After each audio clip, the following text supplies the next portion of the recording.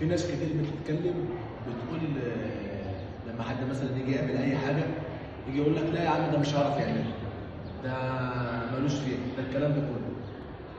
الناس اللي زي دي مش عارفين يعملوا اللي انت بتعمله. يعني ايه؟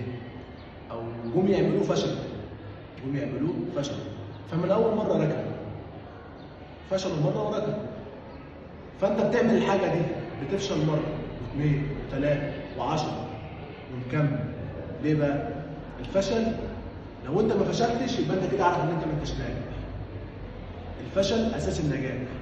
ان انت تفشل مره واثنين وثلاثه واربعه وعشرة ده اساس النجاح. ان انت تعرف غلطك فين، تعرف الغلط بتاعك فين وتصلحه. انت مثلا ايه، انا مثلا عايز اعمل حاجه جديده، لو في حد عملها قبل كده يبقى انت الاحسن، محدش عملها يبقى انت الاول، انت اول واحد تعملها.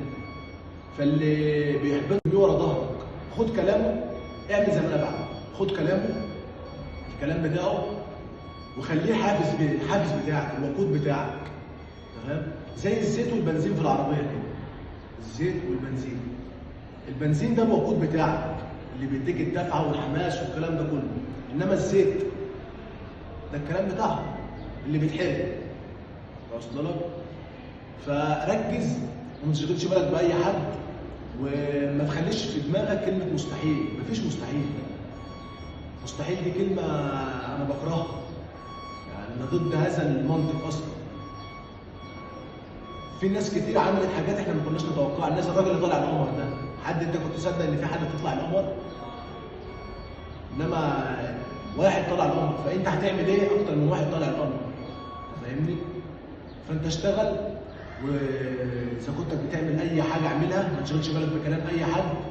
ركز، ما تعيش كانك ايه، خلي عندك حاجه جديده. كله دلوقتي يعني الحيوانات بتاكل وتشرب وتنام. بتاكل وتشرب وتنام. وفي برضه من البني ادمين ناس بتاكل وتشرب وتنام. فانت فين؟ انت فين من الناس دي كلها؟